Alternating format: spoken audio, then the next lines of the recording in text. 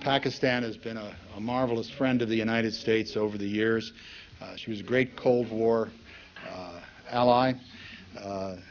She played a very important role as the United States made a transition from a policy of isolating the People's Republic of China to a policy of accommodation.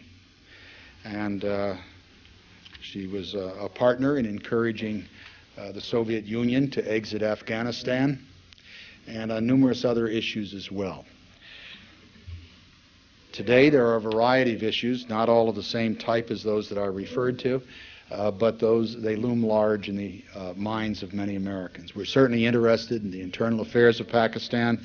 We're interested in the ongoing saga of Afghanistan, and certainly the questions of nuclear weapons in South Asia, and of course relations with that enormously important country, China. Our guest today, Madam Ambassador Lodhi, was educated at the London School of Economics in a more advanced education. She received a Bachelor of Science degree in economics from the London School of Economics.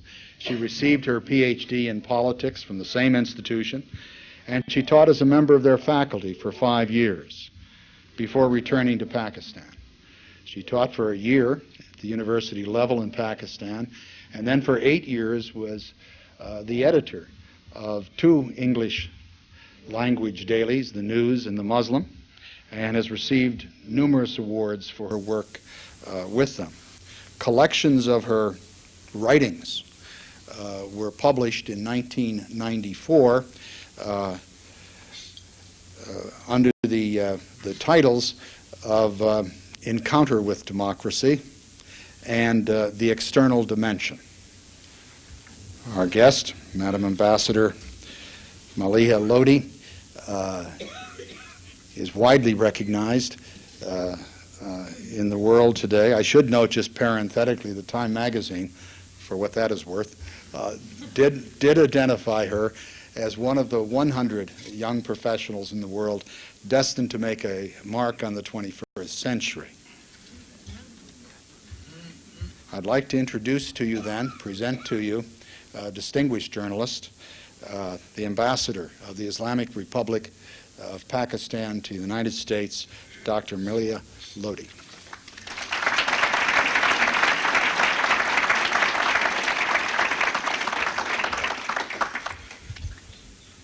Bismillahirrahmanirrahim. Trustees of the Council on World Affairs, distinguished guests, ladies and gentlemen, I'm delighted to be here this evening to speak to such a distinguished gathering. I think as students of and participants in the conduct of international relations, we all have an abiding interest in the ties between our 2 countries that span more than 4 decades and are now poised to enter the 21st century in a very different and uncertain world compared to the one that we had become used to. In this sense, we are today at a historic crossroads, and the direction that Pakistan-United States relations will take will be largely determined by the policies that the 2 countries pursue in this very different and vastly transformed global environment. I think before our 2 great nations, are both opportunities and obstacles. But let me turn first to Pakistan and to what has been the mainsprings of our foreign policy. Right from the inception of Pakistan in 1947, our foreign policy has been driven by our quest for security. The Kashmir dispute, bequeathed by British colonial rule, constituted part of the unfinished agenda of partition in 1947.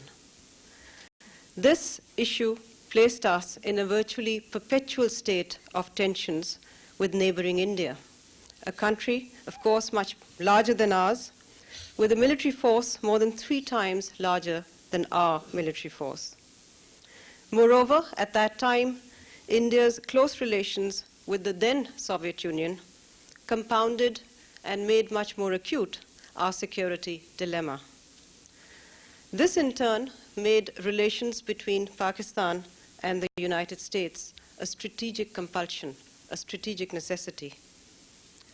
During the days of the Cold War, Pakistan joined military alliances like SEATO and CENTO and also entered into a bilateral defense agreement with the United States. This earned, in fact, Pakistan the designation of being the most allied ally of the US. Throughout the 4 decades of the Cold War, the two countries forged a strong partnership to combat Soviet expansionism, and for Pakistan, by extension, Indian hegemonic impulses, fully backed by Moscow. As a result, South Asia was to become deeply enmeshed in the structure of superpower rivalry. Detractors of the relationship have often said that Pakistan-United States relations have been no more than a subset of both countries' other strategic concerns. But when this view, or this hypothesis, or this critique of the relationship was put to a test in 1979 by the Soviet occupation of neighboring Afghanistan, I believe the detractors were to be proven wrong. The Soviet occupation of Afghanistan, in fact, placed my country in a tenuous two-front situation between the Kremlin's allies to its east and to its west. The cooperation between Pakistan and the United States to help the Afghans resist Soviet occupation of their country was eventually to lead to the rollback of communism from that country and to the withdrawal of Soviet troops from Afghanistan. In fact, we in the region saw this withdrawal from Afghanistan. The very year that that withdrawal took place, we saw that it was no accident that that withdrawal was to coincide with the crumbling of the Berlin Wall in Europe. The Afghan war, in our view, turned out to be a seminal event in the chain of events that were to lead to the end of the Cold War. Sadly, however, the end of the Cold War did not leave South Asia in a state of peace and tranquility. Indeed, Pakistan was left on its own to clear the debris of the last of the Cold War conflicts in the shape of 2 million refugees from Afghanistan, proliferation of sophisticated weapons, and the profusion of the narcotics trade, which spread from the uncontrolled areas of Afghanistan to large parts of Pakistan.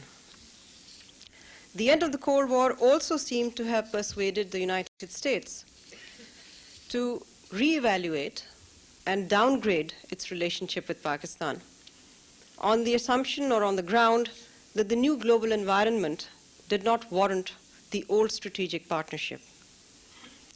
An immediate and far-reaching consequence was the emergence of differences between the two countries on the nuclear issue.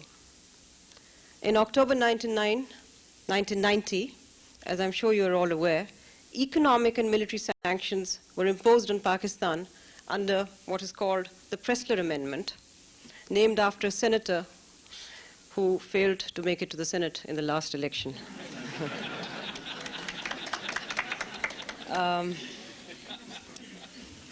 This country-specific law singled out only one nation, and only one nation on earth, on the nuclear issue. And a result of the Pressler sanctions of 1990 was to withhold or freeze military equipment that Pakistan had paid for, worth about $1.2 billion, and that the United States had contracted to supply before the Pressler sanctions came into force, even though we had paid from our national funds for this equipment. It was therefore unfortunate that the period following the end of the Cold War, instead of seeing two long-standing friends and allies redefine and restructure the relationship in response to the new and challenging realities of the post-Cold War period, instead left bilateral relations reeling from one crisis to another. Perhaps the only bright spot in this downslide in ties from 1990 to 1993 was our cooperation in international peacekeeping operations, most notably in Somalia. We in Pakistan, however, consistently maintained and argued that despite our differences, the two countries should limit or act to limit further damage to the relations. We argued that bilateral relations should not be viewed through the sole prism of nuclear proliferation, and that we shared a number of goals, globally and regionally, that made it essential not to allow our ties to become hostage to a single issue. Moreover, we also argued that the goal of nuclear non-proliferation could only be advanced in our region on an equitable and non-discriminatory basis, and not by the imposition of penalties on one country, while letting off the hook the country in the region that started the nuclear race in the first place. Our security concerns vis-à-vis India, which had already demonstrated its nuclear weapon capability back in 1974, and which enjoyed a conventional military force ratio of 3-to-1, warranted, in our opinion, the pursuit of a regional approach to non-proliferation. We could not, therefore, be expected to make unilateral concessions on the nuclear issue. While the United States accepted this argument in principle, the continued application of Pressler sanctions against Pakistan seemed to us to be at variance or in conflict with this declared policy. For us, the Pressler Amendment has not just been a symbol of discriminatory treatment meted out to a long-standing friend, but has actually provided India with a veto on non-proliferation in the region. This is so because the Pressler Amendment has acted as a disincentive to India to respond to any one of our 7 proposals for non-proliferation, proposals that we have made for the last 2 decades or more directly to India. These proposals have included the offer to create a nuclear weapon-free zone in South Asia. They also include our offer to sign the NPT if India does so simultaneously. It also includes simultaneous acceptance of full-scope safeguards, and also a bilateral or regional test ban treaty, well before the world had heard of a CTBT. Most recently, we have also called for creating a zero-missile zone in South Asia. But on all these 7 counts, or on all these 7 proposals, India has simply said no 7 times over. The irony, in our view, about American non-proliferation policy in South Asia has been that while the impetus for proliferation has at every step come from India, it is Pakistan and not India that has been subjected to embargoes, penalties, and sanctions. Perhaps no other developing nation has received as much external assistance or foreign help to develop its nuclear program and its nuclear military potential than India. Let me just quickly recall a few historical points. Canada supplied a research reactor without safeguards to India. It also provided our neighbor with a heavy water plant, a nuclear fuel complex, and 2 large power reactors in Rajasthan. The United States itself gave 21 tons of heavy water without safeguards. In addition, 2 light water reactors were paid for by official U.S. assistance. This at a time when the word non-proliferation was not very fashionable. Nonetheless, these are historical facts which have helped and aided the development of India's nuclear capability. Most crucially, a reprocessing facility was built with U.S. assistance in Trombay, and 24 experts in reprocessing were trained in the United States. For its part, France provided special training and exchanges of personnel designed to teach the Indians how to extract plutonium from spent nuclear fuel. It is against this sort of foreign assistance and foreign help for the development of India's nuclear program that India had the courage to explode a nuclear device in 1974. At that time, we went from one international capital to another, warning and urging the international community to intervene to prevent the subcontinent from engaging in a nuclear race. We asked the world time and time again, following the nuclear explosion of 1974, that the world should intervene to prevent this nuclear race in the subcontinent. Our urgings and our pleas at that time fell on deaf ears because the world did nothing. In fact, the United States accepted India's claim that this was a peaceful nuclear explosion. The French Atomic Energy Agency even sent its congratulations. No sanctions were triggered, no penalties imposed, no embargoes. Not only did our warnings go unheeded, but perversely, Pakistan became the victim of penalties for what India had done.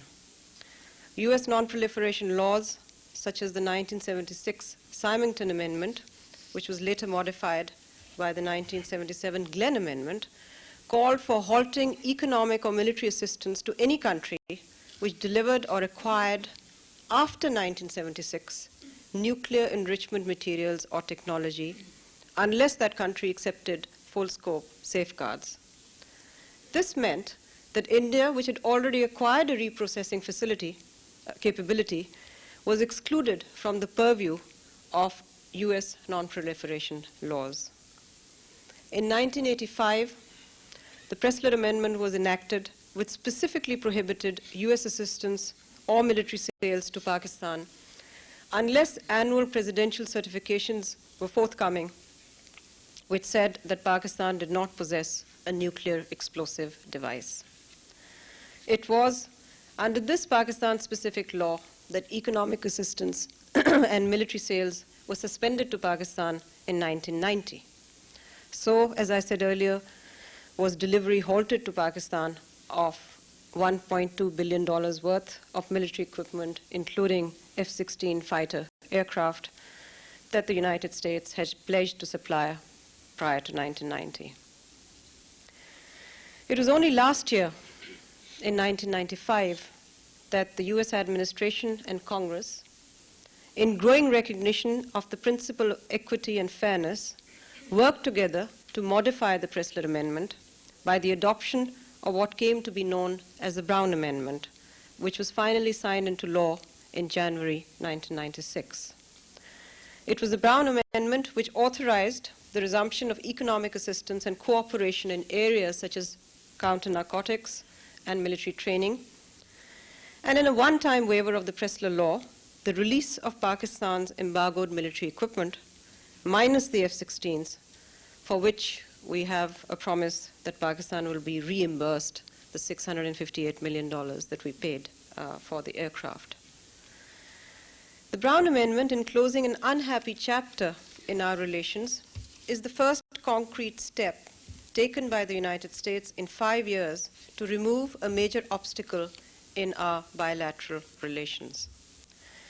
With the implementation of the Brown Amendment underway, we are, of course, confident and hopeful that this will open the way for a substantive improvement in our relationship, as both sides also endeavor to make ties more broad-based than they were in the past, with the promotion of trade and investment being an important dimension of this widening relationship. It is, however, clear to us that the promise of peace and security, as indeed the realization of South Asia's enormous economic potential as a market comparable in size to China, will not be realized until a just and peaceful solution is found to the Kashmir dispute. Peace in South Asia is threatened, even as I speak here today, by India's half a century of denial of the right of self-determination to the people of Kashmir. Faced with a 6-year-old indigenous Kashmiri uprising, India has used military force to suppress the legitimate aspirations of the people of Kashmir. And this, in turn, has only fueled the complete alienation of the people in that blood-stained valley of Kashmir. We believe a resolution of the Kashmir dispute is the key to unlock the problems of South Asia. A just and peaceful solution in accordance with UN resolutions and the wishes of the Kashmiri people will bring South Asia's own long-running Cold War to an end. It will also, we believe, enhance prospects of both nuclear non-proliferation and conventional arms control in South Asia. We continue to hope that South Asia can step back from the precipice of a dangerous new arms race, which has already entered a new phase with India's ambitious development of a missile program. But these objectives of non-proliferation we cannot achieve on our own. We need the active intervention of the world community, especially the United States, to ensure that South Asia does not go over the threshold into a new phase of a nuclear race. We are now only a few years away from the start of the new century. How some of these security concerns that I have just outlined will be addressed will not only determine the future course and substance of relations between your country and mine, but also determine whether the new era in our region will be one of hope and peace, or, in contrast, one of dangerous standoff and despair. Thank you, ladies and gentlemen.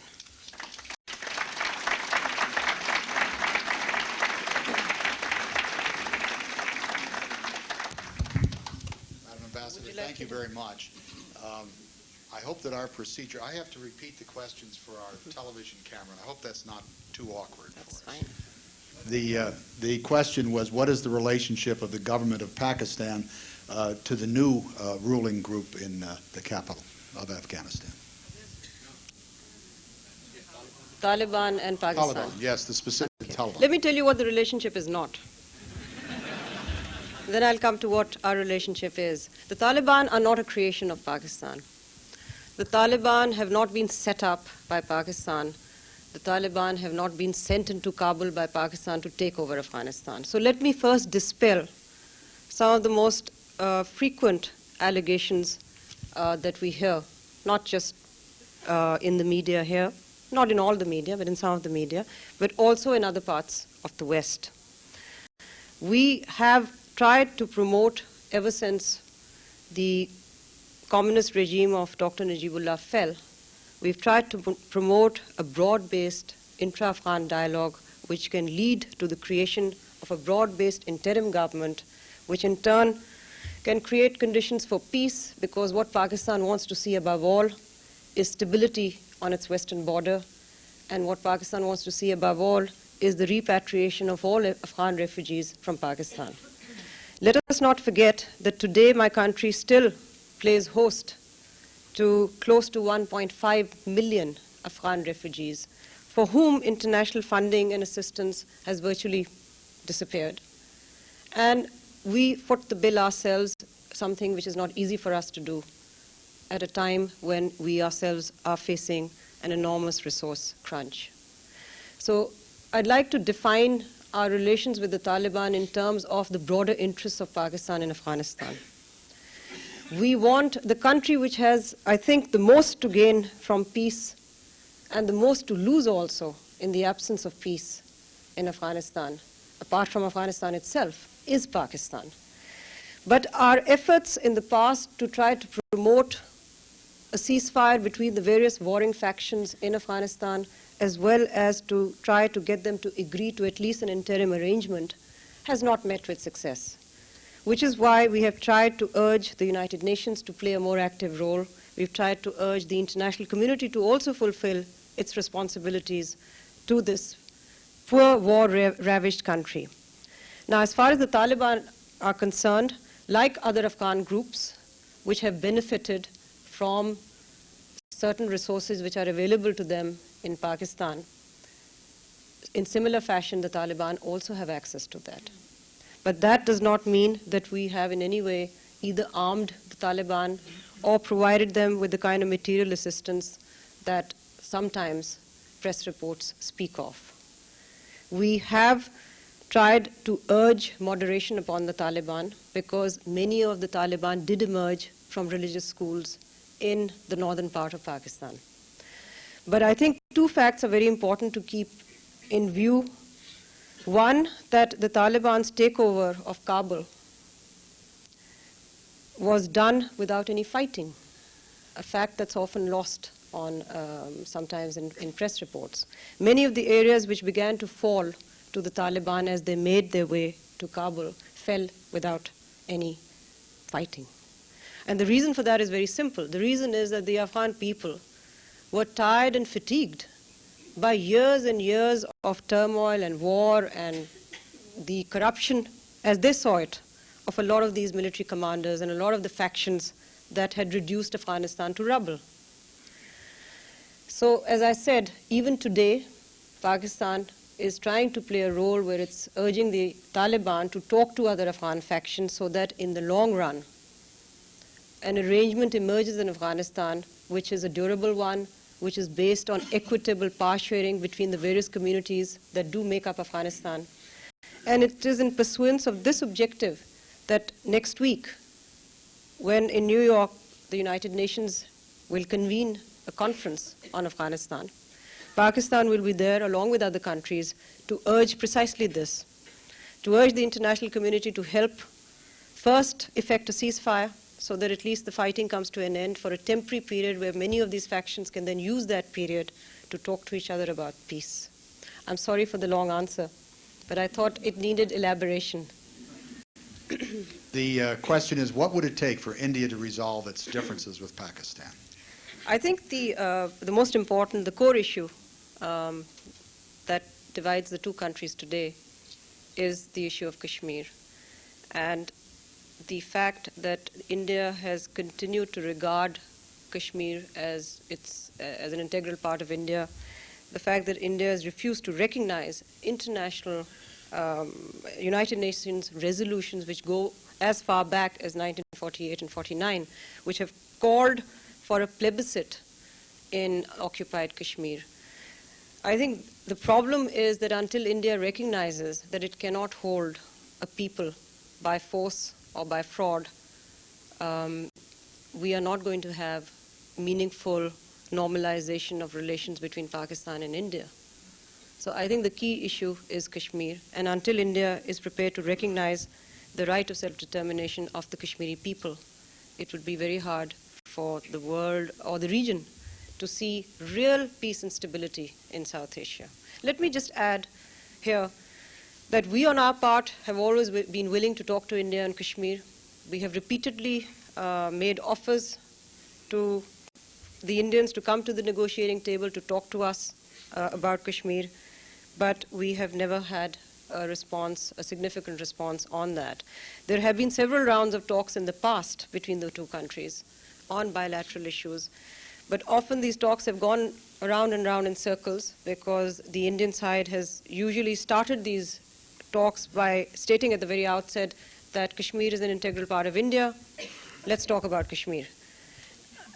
For us, it's very hard to negotiate with a side which is so intransigent, but at the same time, we still keep the door open for negotiations and for talks and are ready to go to the table whenever India feels that it's ready to come. The question is, would you comment, please, on your internal politics of the moment and the future of Mrs. Bhutto? You know, they say it's never a good thing to do crystal ball gazing in politics. But I was invited to speak on a foreign policy issue. My job here is to deal with foreign policy. So when I spoke about Pakistan-United States relations, it was not because of any reticence to say anything about the domestic situation, but relations between two countries are between two countries. But since you asked that question,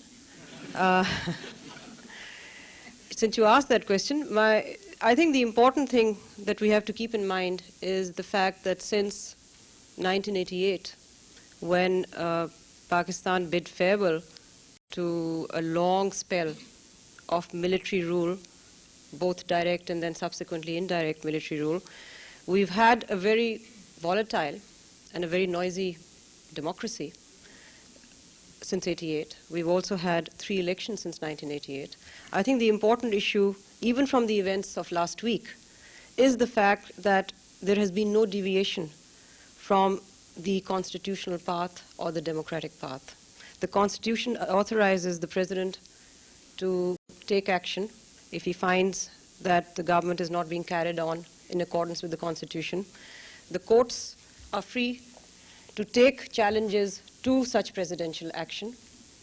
The fact that the President took this action last week, and the fact that the former Prime Minister Benazir Bhutto has declared her intention to judicially challenge this, I think these are good signs that we are on the democratic civilian constitutional path.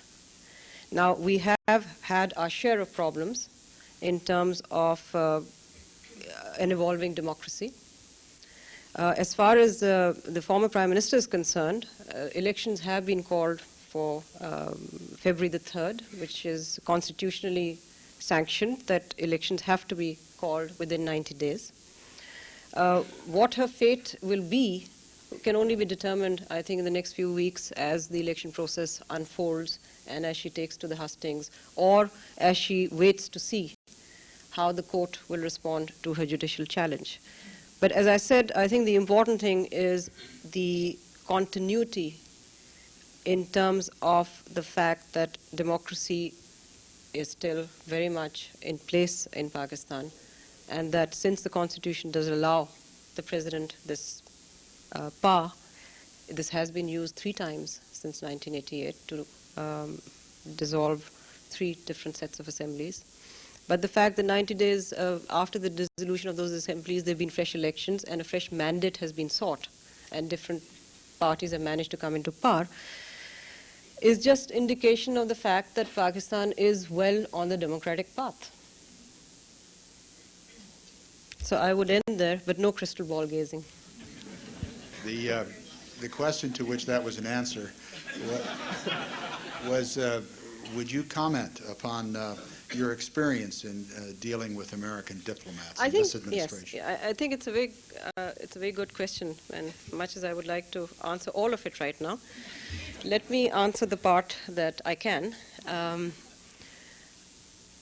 I think one of the most, I came to Washington at a time when relations between our countries, between our 2 countries had sunk to an all-time low. And I think the one thing that struck me was that despite the fact that both sides knew that this was a rough, difficult period, in a difficult phase in our relationship, the enormous goodwill that had been built up in the past, because it was a 45-year-old relationship, meant that even when we dealt with very difficult issues and even when we agreed to disagree, we did so as friends and not as adversaries. And specifically as far as this administration was concerned, I think we've had a fairly responsive administration in the sense that, as I had explained previously, that for us, the removal of this obstacle in our relations, which is the whole issue of the embargoed military equipment, was extremely important. And the reason was very simple. One, on the pure merits of the case, that the United States had found itself in a position where it had kept our equipment and our money, and this was unprecedented, I'm told. This has never happened with any country, and certainly not with a friend. It was important for the United States to signal to us that it was going to be fair in its dealing with Pakistan, that however the effects of a particular law that had led to this outcome, that the administration, as well as Congress, was responsive to the argument of fairness and equity. And I think the fact that we came out of this period, and I like to say that we've come out of this crisis period in our relations, because it was a crisis period between 1990 and 1993, the fact that we managed to extricate the relationship from this crisis, a large part of the credit for that must go to this administration, which very clearly saw the need to come out of this crisis in the relationship, and the fact that they needed to recognize that there was merit in Pakistan's view, that Pakistan could not make or undertake any unilateral obligation on the nuclear issue, given the security threat it faced from India. I think this recognition by this administration meant that it helped to restore faith in the Pakistani public about this relationship that their country had with the United States. It also restored the faith of the Pakistani public to a very large extent in the fairness of the American administration and also the American Congress. So I think overall, I could say that my experience has been a very positive one, because we have managed to move ahead. The rest will follow later when we're on our own. The question is, you mean in relations between Pakistan and the United States? To what extent are difficulties in American and Pakistan relations due to cultural and ideological differences? I think it's less cultural, and is that what your question is? Not only the United States, but I would say in terms of foreign affairs also with the surrounding community. Including your regional relationships as well as those with the United States. Well, at times there are people who suggest, I'm not saying I subscribe to this view, but let me put the view before you first and then we could examine that. At times people put across the view in countries like mine and in other countries of the third world that the United States, in a sense, came to know the world during the long years of the Cold War, at a time when really the world was really quite simple. It was divided into two camps, and you looked at countries in terms of whether they were on your side or on the side of, the forces of freedom, shall we say, or on the other side. And it was not so important to come to know about the regional or the domestic dynamics in many of these countries. It was almost a sort of mechanical view of the world where you didn't really need to know very much besides the fact that this country is aligned with the Western alliances or it is lining up with the then Soviet Union. And it is further then argued that it is only after the Cold War ended that the United States had to come to terms and understand the complexity, domestic complexity of many of these countries, the regional dynamics which drove policies in many of these countries. Now, I think there is something to that view. I think there is some validity to that view, and that has more to do, it has less to do with anything cultural and more to do with the fact that, in a sense, views and policies took shape through 4 decades of the Cold War, and they left their mark for a long time. And it is only now, many, many years after the end of the Cold War, that countries in the West are beginning to look at countries like ours, not just in terms of whose side are you on, but in terms of, what is Pakistan all about? I mean, it's not just, it doesn't need to just know Pakistan in terms of whether it is aligned to the Western alliance. So I think there is something to be said about that view. It does not explain everything, but it does explain, I think, up to a point, some of the difficulties that are encountered more recently, that have been encountered more recently. But in our specific case, the relations between Pakistan and the United States, I think the difficult period that we've been through stemmed partly from not enough recognition or understanding of the security concerns that drove nuclear programs in the region of South Asia. I think the closer the people in this country, whether they were in the administration or in Congress, came to understanding what are the underlying factors that drive nuclear programs, a greater understanding then developed in how to then manage these relations. And I think the approach of the stick, where you're wielding the big stick and you're saying, fine, if you do this, we'll sanction you. That approach, I think, we've reached a point where, one, there is a realization here that that really doesn't work. That if countries are driven, like mine, by considerations of sheer survival, I mean, can my country survive if it did not have a nuclear capability because we are faced with an adversary, a 50-year-old adversary with whom we have had 3 wars? What is my country supposed to do? Wait around to be nuked? Or is it supposed to also take certain legitimate steps to defend itself?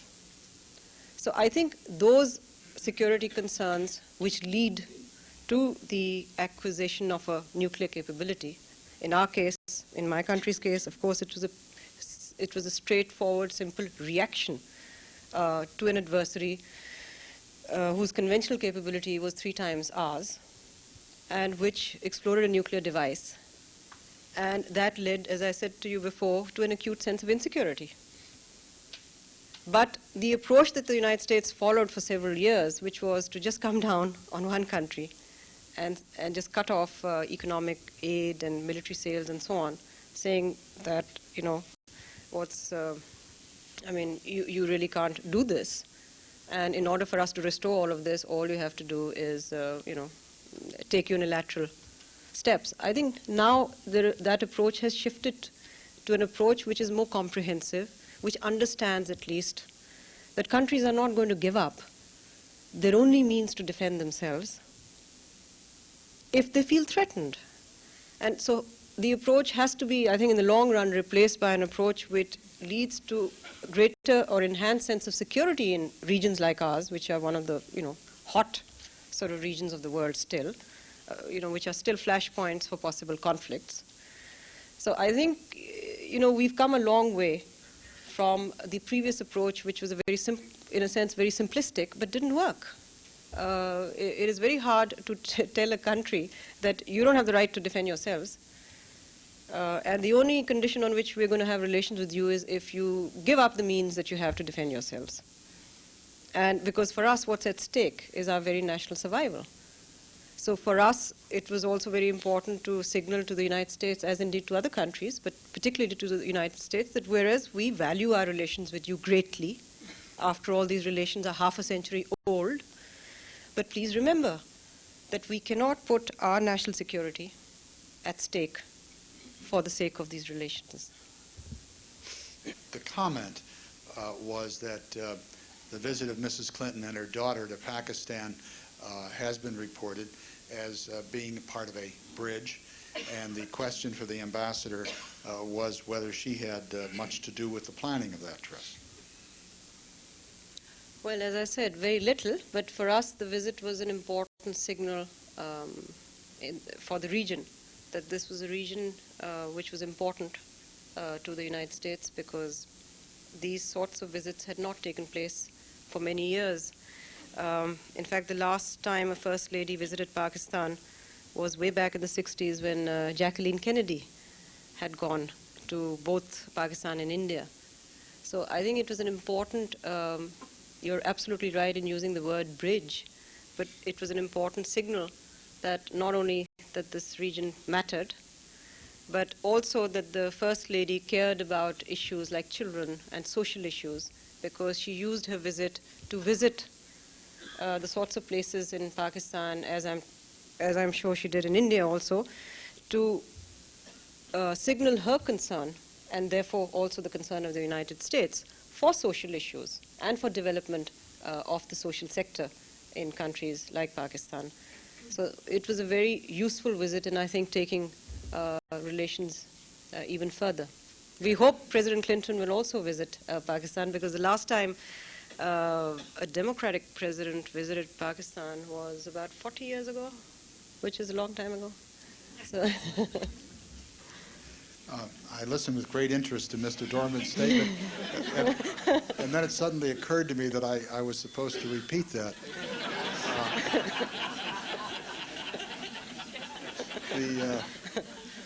The question is whether there is an analogy between the circumstance of Israel living among a large number of nations which are different in religion and culture, And is that an analogy to the circumstance which Pakistan finds itself in South Asia? And would you comment on the various aspects of that reality? I think many observers have drawn that sort of an analogy. I just think the genesis is still very different in the sense that Pakistan came into being as a result of a constitutional struggle and not any kind of, it was not born in conflict. It's a separate issue that the actual partition led to or spiraled into a chaotic situation where there was bloodshed.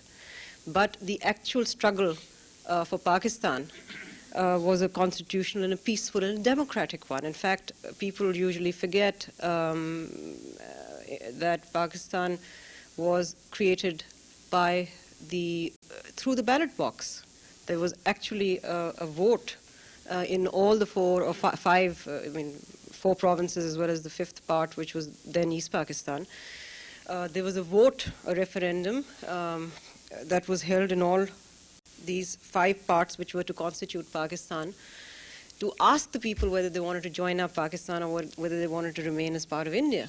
So I think the historical basis or the genesis of the two countries are pretty different. To the extent that you're saying that both countries had their basis in religion, I think that's a fair analogy, and that is made by a lot of people, that these two countries came into being at about the same time. But we did not come into being at the expense of anybody. I think that's an important distinction. It was not that anybody was dispossessed of their land. This was, as I said, a constitutionally managed partition of India.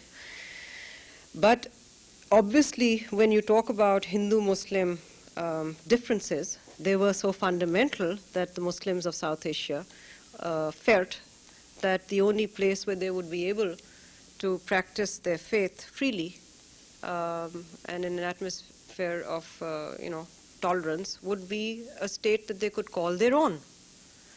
So to that extent, you're right.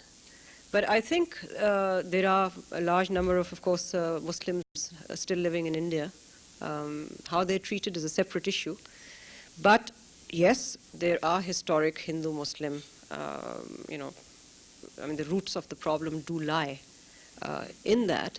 But I think 50 years on, the two countries have moved ahead in terms of, they have democratic systems. They have an educated elite, at least. Education is growing. They have a large middle class, which is not to say that Pakistan, as a result, is becoming in any way de-Islamized.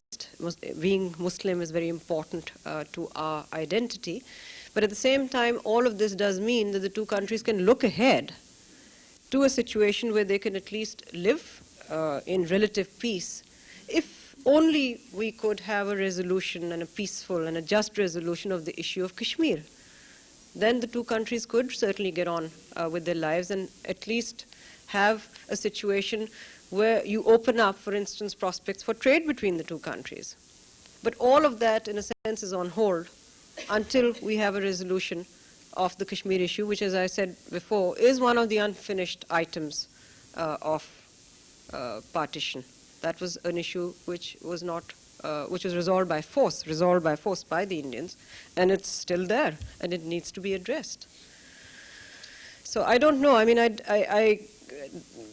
don't know how far one can. What I'm trying to say is I don't know how far one can take the analogy that you are making, but I can only speak on the prospects for India and Pakistan. And I think 50 years on, we can look ahead to a period where at least there's a modus vivendi between the two sides, but provided we have a resolution of the Kashmir issue. Up until the time that the Kashmir issue continues to be on the boil as it is, it's very hard for me to see any kind of meaningful relationship between the two countries. The question is whether entrepreneurialism, which is sweeping Asia, affects Pakistan as well. I think we have moved much more quickly than the world has so far noticed or acknowledged towards a market-based economy. To begin with, Pakistan was never a very controlled economy. There wasn't an awful lot in the state sector, but certainly there was a period of nationalization in the 1970s. So it was important to dismantle in the last few years the kind of controls that did exist on private enterprise and the kind of entrepreneurial activity that you're talking about. I think we have moved very rapidly in deregulating the economy and decontrolling the economy, which in turn has brought in a great deal of, if not foreign direct investment into Pakistan, but at least a great deal of interest on the part of foreign investors in Pakistan. Now, we hope to translate some of that interest that has been shown in the last few years, in fact, in the last 3 or 4 years, into actual projects on the ground where people not just from this country or business not just from this country but from other parts of the world are also coming in and helping us develop those critical infrastructure sectors of our economy that we need to do very quickly if we are to press ahead with dynamic economic growth. But I think we have made a great deal of headway. The Pakistani economy, as a result, has been a very dynamic one in the last few years. We've also had problems which have to be tackled. We've had a fairly severe budgetary deficit problem. So we still have to take steps to put our macroeconomic situation on a stable path. I think the moment we're able to do that, it will open up greater opportunities for the private sector, not just in the domestic private sector in Pakistan, but also, as I said, for foreign investors from other parts of the world. That large question dealt with Pakistan's relations with Europe, particularly France, Germany, and Great Britain. We have been expanding. I mean, one of the most critical markets for our textile exports, for instance, is the European community. That should give you some indication of the kind of political relations that we also have with the EC. Political relations have always been very good with Britain, France, and the rest of the members of the EC. I mean, unless you ask me in specifics, it's generally a good relationship. The EC countries are still not very significant, but they are part of the Aid to Pakistan consortium that gives us annually a certain amount of assistance. That relationship has not really, undergone any problems. We do hit problems dealing with quotas that are imposed on us for our exports of textiles, and textiles is the largest single earner of foreign exchange for Pakistan. It's our largest export items. Textiles, both raw cotton as well as made-up garments. So the EC remains a very important market for us. And of course, the kind of expertise that we do receive from some of these EC countries in helping us develop, again, some of our critical infrastructural development programs remains very important. Other than that, unless there is something specific, there's no crisis in those relations for me to report to you. I've already reported the little crisis we had. The question is, would you accept Kashmir as an independent state as a solution to the problem which you've emphasized? I think that question is being posed to the wrong person. It is for the Kashmiri people to decide what they would wish to do. The question, it would be very wrong on my part to speak on behalf of my country and say this is the end state that we would like. We call on the international community to help us create a situation where the Kashmiris themselves can exercise their right to self-determination. It is their right to decide their own political future and their political destiny, whatever that may be. In a democracy, you can't, we want their democratic right to be given to them. And for us to prejudge and to predefine what that democratic right should be, I think would be, very unfair on the Kashmiri people, and it would certainly, be extremely premature, because I don't think they're at a point where anybody's giving them this right to decide their own future.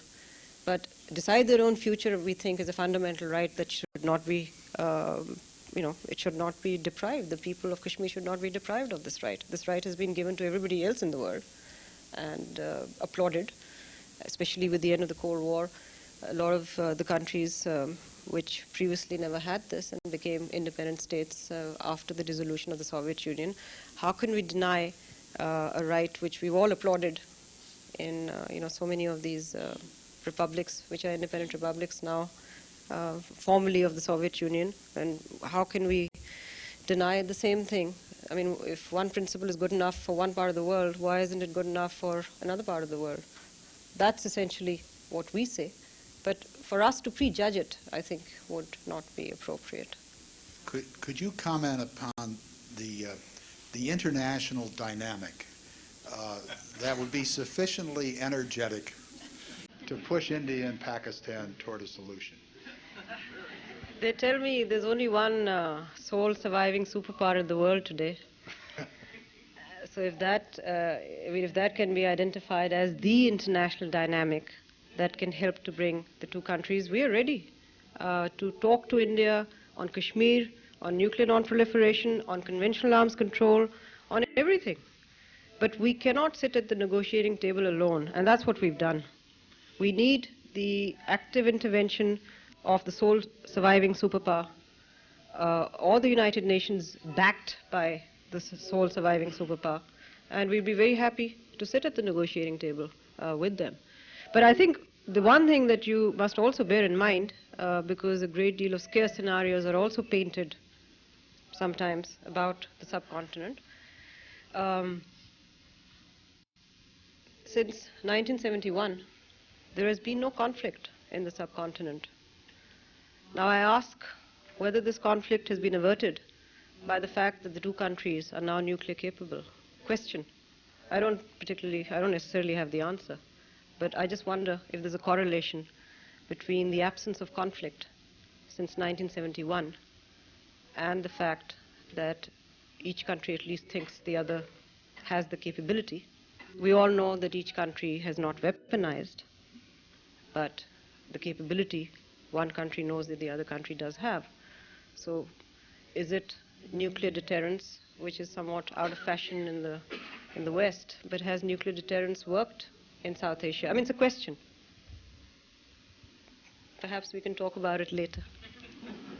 Madam Ambassador, you've honored us not only by sharing your time with us this evening, but also by the directness and fullness of your presentation and the answers to questions you've given us. Thank you very much.